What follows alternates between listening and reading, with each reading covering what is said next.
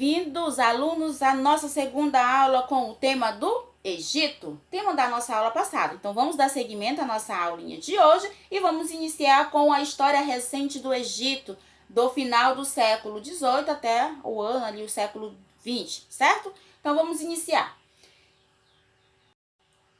O Egito foi dominado por quem? Pelos franceses, turcos, ingleses e até em 1922 a Inglaterra reconheceu como um Estado livre, independente e soberano. Então, nessa nossa aula de hoje, nós vamos estudar um pouco sobre a escrita, sobre a ciência, a arte, religião, mitologia e mumificação. Curiosidades que eu tenho certeza que vocês, alunos, têm aí. Então, vamos abranger o nosso conhecimento sobre o nosso tema de hoje.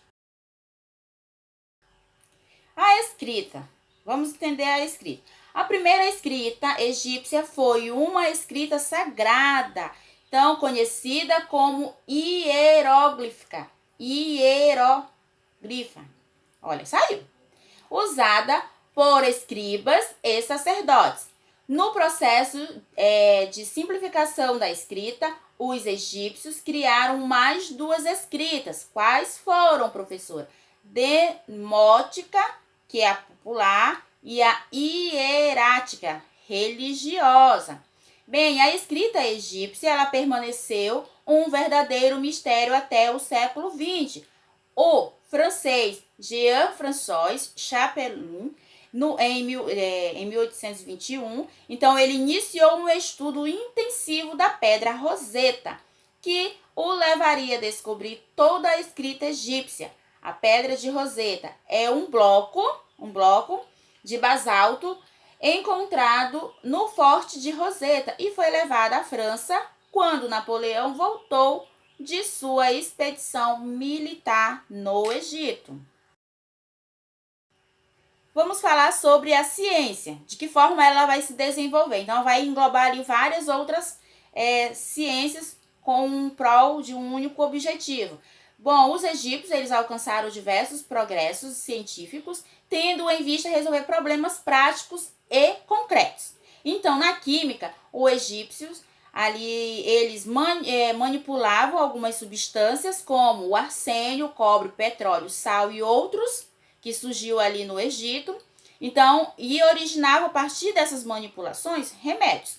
Na matemática, o que desenvolveram? Um sistema de notação numérica e contagem direcionada ao comércio. Na astronomia, os astros eles tinham a função de orientar a navegação e a agricultura. Por isso, foram feitos mapas do céu, porque tinha essa finalidade, certo? Sobre a arte voltada para a glorificação dos deuses. Então, vamos entender por que a arte ela sempre tinha essa função de destacar a parte religiosa. Então, bem, a arquitetura, os egípcios eles construíam grandes obras. Quais elas? As pirâmides de Mastabas, onde ali era um túmulo em forma de trapézio, e o hipogeus, que também era túmulo, só que subterrâneos. Então, aqui tem duas formas de pirâmide. A arquitetura trabalhou bem nesse período. Construção das pirâmides. Bem, a região de Gizé encontra-se as mais belas e bem construídas pirâmides, isto é, as pirâmides de Quéops, Khafre e Mycerinhos.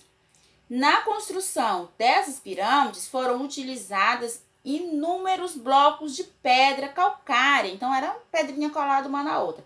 Calcula-se que a pirâmide de Quéops ela emprega 2 milhões de blocos de pedra, que eram arrastados por grupos de escravos ou rolos de madeira por baixo dos blocos. Então, seria desumano esses escravos carregarem assim, de qualquer forma. Então, tinha toda uma estrutura, certo?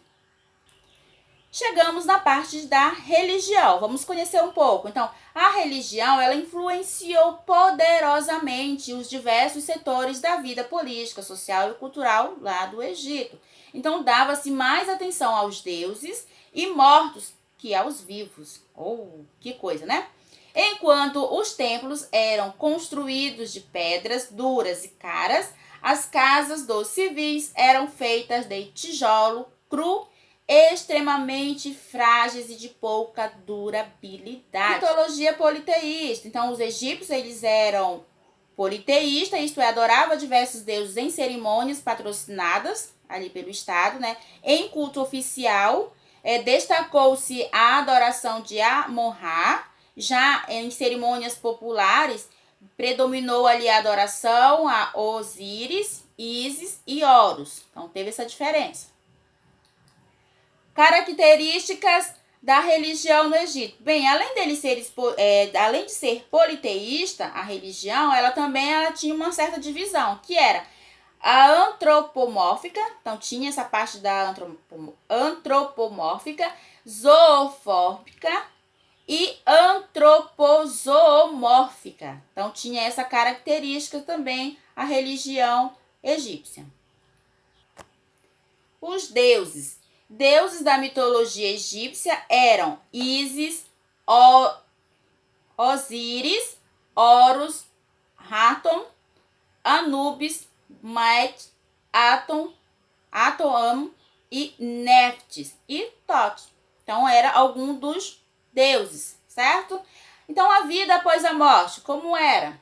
Então, os egípcios, eles acreditavam na vida após morte. Diziam que os mortos seriam julgados no tribunal de Osíris e retornaria a seus corpos se fosse absolvido.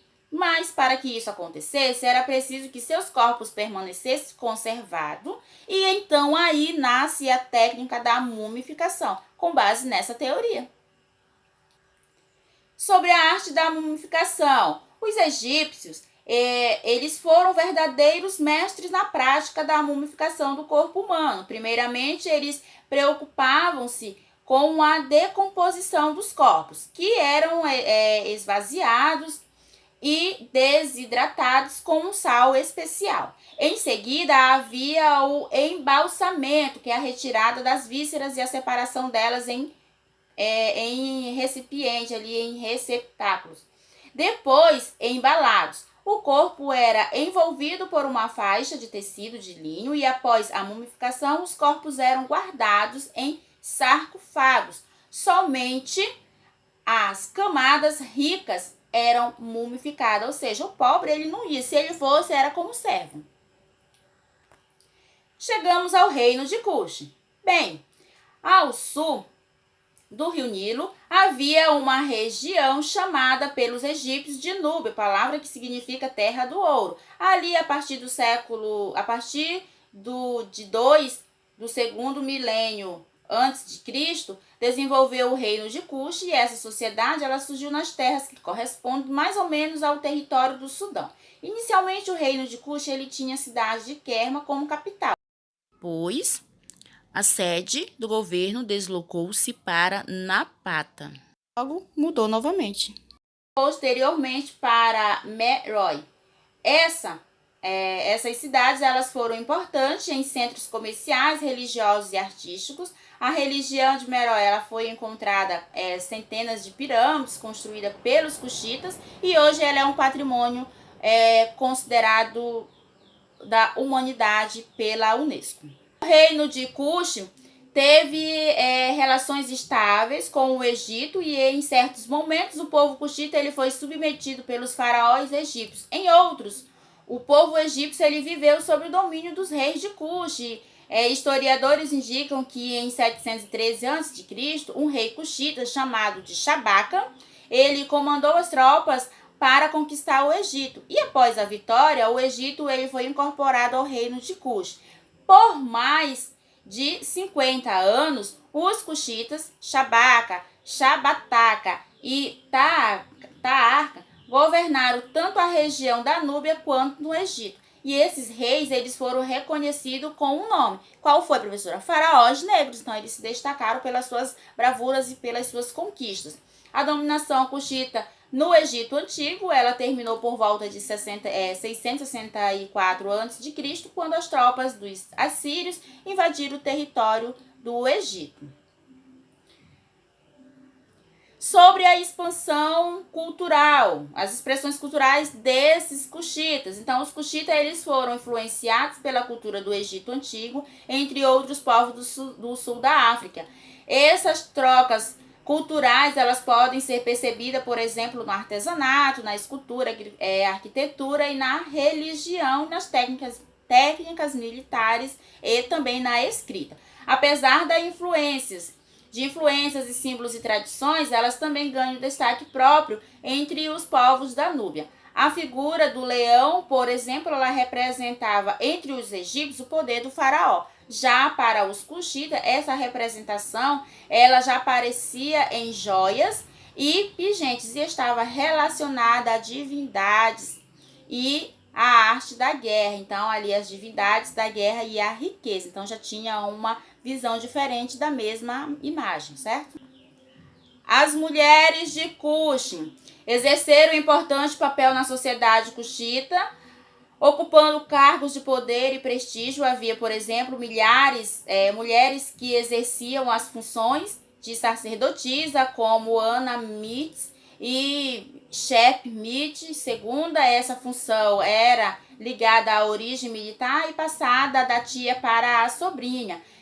Em diversos momentos do reino de Cush foi governado por mães, rainhas, chamadas de Cândaces, nome derivado de um título de nobreza de origem meroica. Essas influenciaram as questões religiosas, militares e econômicas e o relacionamento com os povos vizinhos. Entre as rainhas podemos citar Amamirenas e Amanichaqueto e Amamitero. Consegui, alunos, falar o nome. Foi o nosso tema, conhecemos um pouquinho sobre o Egito, espero ter ampliado um pouco do conhecimento de vocês. Fica com Deus e até a nossa próxima aula. Tchau!